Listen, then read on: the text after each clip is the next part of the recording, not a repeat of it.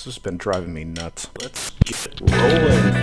Krakow reports. All right, guys, let's get started. Welcome to the Krakow reports. AI panic today. How's it going today? Welcome to the Krakow report. I'm Mr. Simon, and I've got a report for you today. So I should probably explain something. So the Krakow report, it's not so much a report about Krakow, it's more a report from Krakow, and the reports are usually my impression of the media messages I'm getting and what people are talking about as a result of those messages. And I want to talk about social media today. This has been driving me nuts. Social media, of course, has changed the way we talk, the way we argue, the way we discuss things. I saw a post on Facebook the other day. It was a couple weeks ago. A friend of mine posted this. This isn't my friend. I don't know who this guy is. But somebody shared it to Facebook. I saw a post on Reddit that said that the underlying purpose of AI is to allow wealth to access skill while removing the skill the ability to access wealth. And I don't think I've ever seen AI described so incisively. I don't know what this means. And it's not true, because it's gibberish. The underlying purpose of AI is not to allow the wealthy to access skill. That's not its underlying purpose. It's just not. If that's what the wealthy intend to do with it, but it's not going to happen. When we throw these messages out there, we're setting a dangerous precedent. When we spread these messages on social media, like Facebook or X or Twitter or Insta, it gives the impression that we're some kind of authority and that we've figured something out. And by sharing this, you should also now know the truth. And it doesn't give any opportunity for discussion or maybe, hey, let's talk about this. Maybe you have a point, maybe you do not. Maybe you've got the definitions correctly, maybe you don't.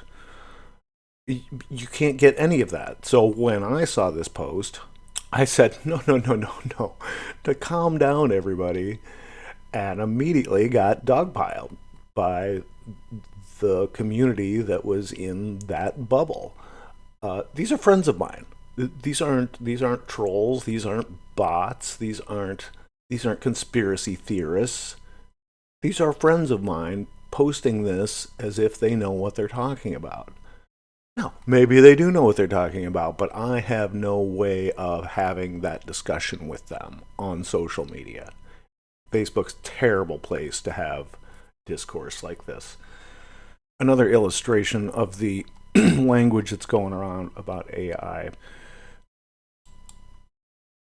There are ways to discuss this, and then there's this. This is Bernie's new video. The humans will be discarded. Yes. Oh my God. All right, so Bernie Sanders. Now, don't get me wrong. I love him. He's doing good work. We really need him there. But he just doesn't know sometimes. And when he pretends like he does more harm than good. Now he makes some points, but we can't let the narrative go in the direction that ignorant, paranoid people are trying to steer this conversation, because they simply are unaware of what this is, what AI is, and what it's good for, and what it's bad for, and the things we should worry about. Bernie is using the wrong solution to solve the wrong problems. Almost every day there is a news story about how your companies are losing control of the AI technology you are developing with potentially cataclysmic results. The loss of control is the problem. This week we learned, frighteningly, that AI has been used for the first time ever to create new viruses. AI has been used to create new viruses. As you know, this type of development in the wrong hands could lead to new bioweapons that result in the deaths of tens of millions of millions. How could open AI lost control of an AI model? Loss of control. The result? The model hacked into another company's computers, a clear violation of federal law. After conducting internal reviews, violations of the law, and Meta reported their models similarly escaped their control. Loss of control. One of the targeted companies called the AI hack, like quote, it's an animal. An unprecedented event. Unprecedented events. That deserves an unprecedented. Well, sure, if it's an unprecedented event, we're going to need an unprecedented response. Now, I don't disagree with that. We need to start responding to the dangers that AI is presenting us. It's no different than somebody trying to hack into your bank account. We need to be vigilant, we need to be security minded, and we need to take steps to make sure we are safe. Do we need to regulate it? Sure. But this implication that it's out of control gives people the wrong impression that somehow this is going to destroy humanity. Why? Response. I don't know. Yoshua Bengio, the most cited living scientist in the world, said these incidents, quote, should serve as a wake-up call, end quote. A wake-up call. We don't need to be alarmed anymore. I agree. As you know, these technology leaders recently called for the international community to create a safety mechanism, a pause button. Pause button. Now, so that's just exactly not what we need.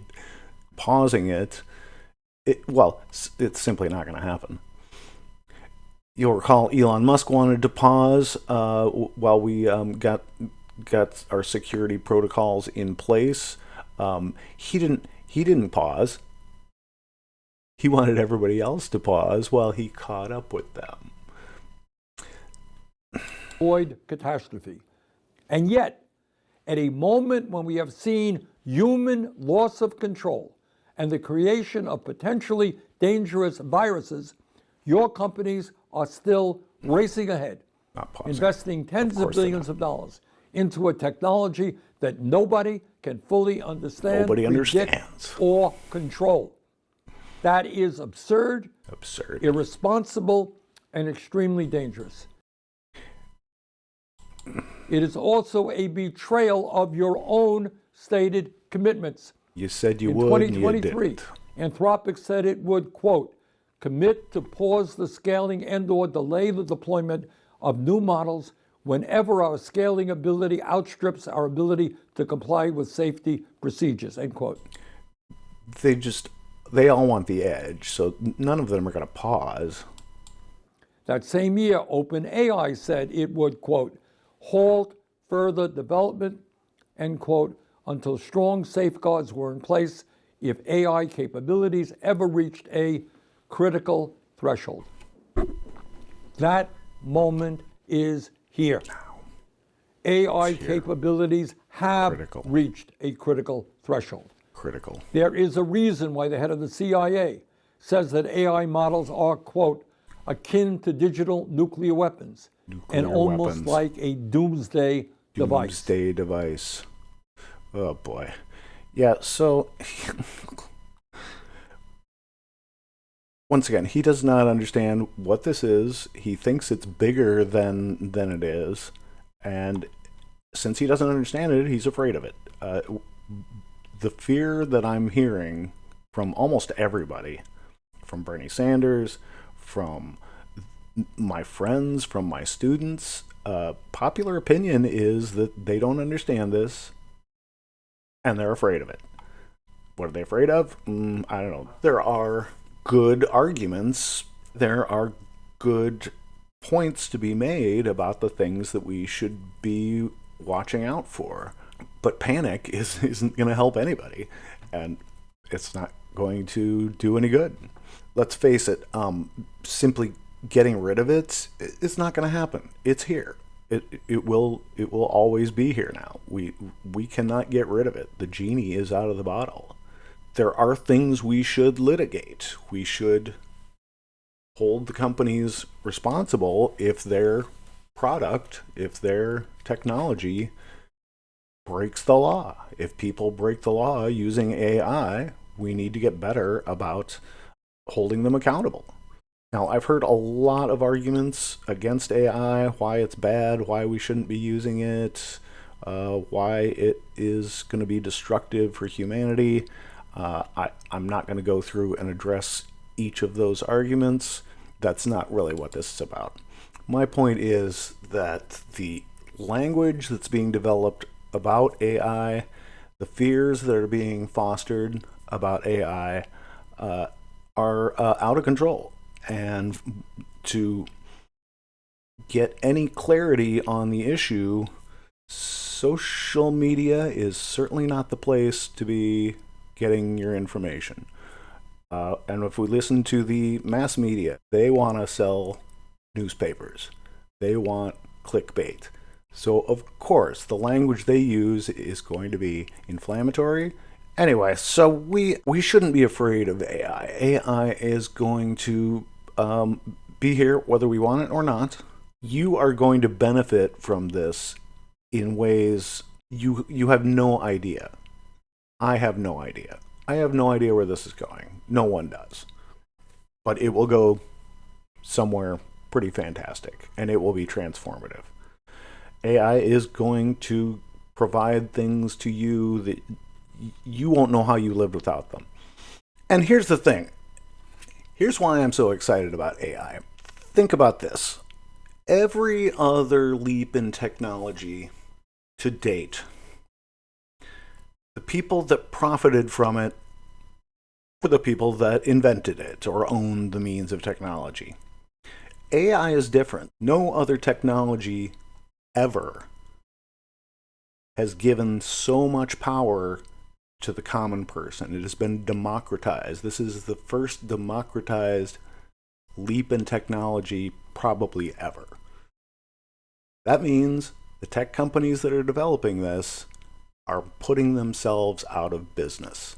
The better it gets, the more accessible it is to the rest of us. And they can't profit from this. They'll try, but ultimately, it's you and I that are going to profit from this. I'm excited about that. I think you should be too. All right, guys, that's the Super Sunday special update for the Krakow Report. I will see you next time. All right, guys, have a great evening. I'll catch you on the flip side. All right, take care, everybody. Check you on the flip side. All right, take care.